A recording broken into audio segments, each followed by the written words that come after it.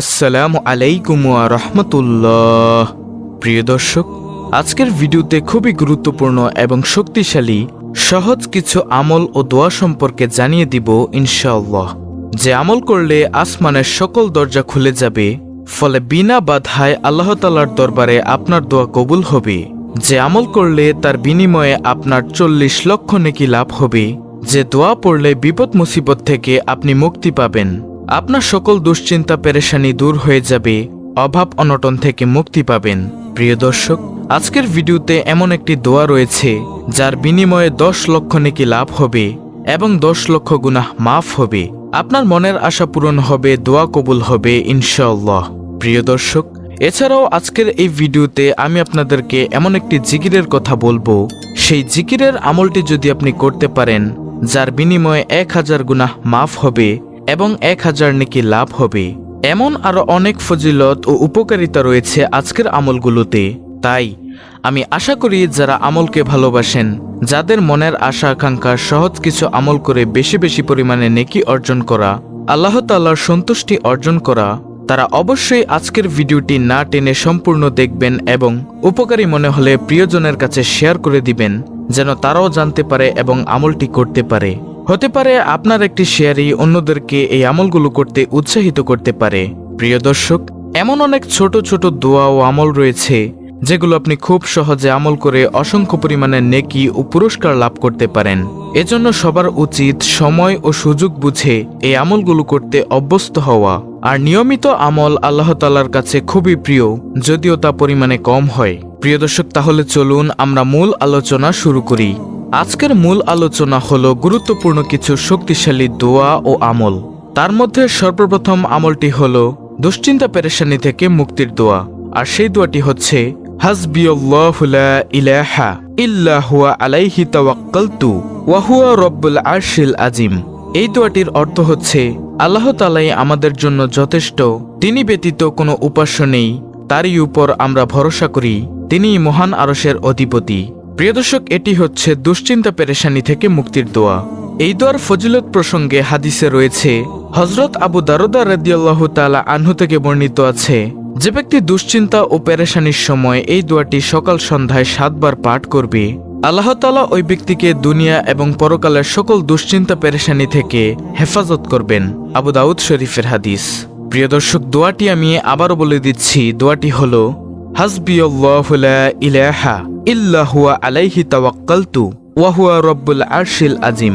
তারপরে দ্বিতীয় নম্বরে দোয়াটি হলো, যে দোয়া আসমানের সব দরজা খুলে যায়, ফলে বিনা বাধায় আল্লাহ তাআলার দরবারে দোয়া কবুল হয়। আর সেই দোয়াটি হচ্ছে আল্লাহু আকবার কাবীরা ওয়ালহামদুলিল্লাহি কাসীরা ওয়া সুবহানাল্লাহি বুকরাতাও ওয়া আসীলা। এই দোয়াটির অর্থ হচ্ছে আল্লাহ মহান, সর্বশ্রেষ্ঠ, সকল প্রশংসা অধিকারে আল্লাহর জন্য, আল্লাহর গুণ বর্ণনা সকাল সন্ধ্যায়। প্রিয় দর্শক, এই দোয়ার ফজিলত প্রসঙ্গে হাদিসে রয়েছে, হযরত আব্দুল্লাহ ইবনে ওমর রাদিয়াল্লাহু তাআলা আনহু থেকে বর্ণিত আছে, তিনি বলেন, আমরা রাসূলুল্লাহ সাল্লাল্লাহু আলাইহি ওয়াসাল্লামের সঙ্গে নামাজ পড়ছিলাম। সেই মুহূর্তে মানুষের মধ্য থেকে এক ব্যক্তি বলে উঠল, আল্লাহু আকবার কাবীরা ওয়ালহামদুলিল্লাহি কাসীরা ওয়া সুবহানাল্লাহি বুকরাতাও ওয়া আসীলা। তখন নবীজি সাল্লাল্লাহু আলাইহি ওয়াসাল্লাম বললেন, কে বলল এসব বাক্য? অতঃপর উপস্থিত লোকদের মধ্যে সেই লোকটি বলল, ইয়া রাসূলুল্লাহ সাল্লাল্লাহু আলাইহি ওয়াসাল্লাম, আমি বলেছি। তখন প্রিয় নবী সাল্লাল্লাহু আলাইহি ওয়াসাল্লাম বললেন, এই বাক্যগুলো আমাকে আশান্বিত করেছে। এ বাক্যের কারণে আসমানের দরজাসমূহ খুলে গেছে। হযরত আব্দুল্লাহ ইবনে ওমর রাদিয়াল্লাহু তাআলা আনহু বলেন, রাসূলের কণ্ঠে এরূপ কথা শোনার পর থেকে আমি কখনো এই বাক্যগুলো বলতে ছাড়িনি। হাদিসটি রয়েছে মুসনাদে আহমদ, তাবরানী শরীফ, মুসলিম শরীফে। প্রিয় দর্শক, তারপরে তৃতীয় নম্বরে আমলটি হলো 10 লক্ষ নেকি লাভের দোয়া। আর সেই দোয়াটি হলো লা ইলাহা ইল্লাল্লাহু ওয়াহদাহু লা শারীকা লাহু লাহুল মুলকু ওয়া লাহুল হামদু ইউহয়ি ওয়া ইমিতু বিয়াদিহিল খায়র ওয়া হুয়া আলা কুল্লি শাইইন কাদির। এই দোয়াটির অর্থ হচ্ছে, আল্লাহ ছাড়া কোনো মাবুদ নেই, তিনি একক, তার কোনো শরিক নেই, তার জন্যই বাদশাহী ও রাজত্ব এবং তার জন্যই সমস্ত প্রশংসা। তিনি জীবন দেন, মৃত্যু দেন, তিনি জীবিত আছেন, মারা যাবেন না কখনোই। সমস্ত কল্যাণ তার নিয়ন্ত্রণে এবং তিনি সমস্ত জিনিসের উপর ক্ষমতাবান। দর্শক, এই দোয়ার ফজিলত প্রসঙ্গে হাদিসে রয়েছে, হযরত ওমর রাদিয়াল্লাহু তাআলা আনহু বর্ণনা করেন, যে ব্যক্তি বাজার দিয়ে যাওয়ার সময় অথবা বাজারে গিয়ে এই দোয়াটি পাঠ করবে, সে ব্যক্তির আমলনামায় 10 লক্ষ নেকি লেখা হবে এবং তার আমলনামা থেকে 10 লক্ষ গুনাহ মুছে ফেলা হবে। সুবহানাল্লাহ। তিরমিজি শরীফের হাদিস। প্রিয় দর্শক, দোয়াটি আমি আবার বলে দিচ্ছি। দোয়াটি হলো, লা ইলাহা ইল্লাল্লাহু ওয়াহদাহু লা শারীকা লাহু লাহুল মুলকু ওয়া লাহুল হামদু ইউহয়ি ওয়া ইমিতু বিয়াদিহিল খায়র ওয়া হুয়া আলা কুল্লি শাইইন কাদির। তারপরে 4 নম্বরে আমলটি হলো অনবরত ও অসংখ্য পরিমাণে নেকি লাভের ওজিফা। আর সেই দোয়াটি হলো, সুবহানাল্লাহি আদাদা খালকিহি সুবহানাল্লাহি রিদআ নাফসিহি সুবহানাল্লাহি জিনাতা আরশিহি সুবহানাল্লাহি মিদাদা কালিমাতিহি।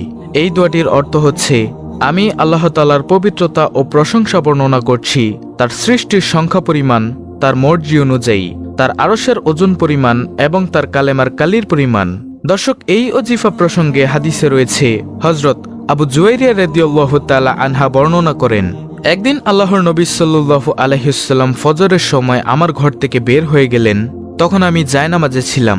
তিনি চাশত নামাজের সময় আমার ঘরে ফিরে এলেন। তখনও আমি জায়নামাজে ছিলাম। তিনি আমাকে জিজ্ঞাসা করলেন, জুয়াইরিয়া, আমি যাওয়ার পর থেকে এ পর্যন্ত এভাবেই ওজিফা আদায় মশগুল ছিলে? আমি বললাম, হ্যাঁ। তিনি আমাকে বললেন, আমি তোমার পরে 4টি বাক্য 3 বার বলেছি। যদি এগুলো ওজন করা হয় তবে তোমার কৃত সমস্ত ওজিফার চেয়ে এগুলোই বেশি ভারী হবে।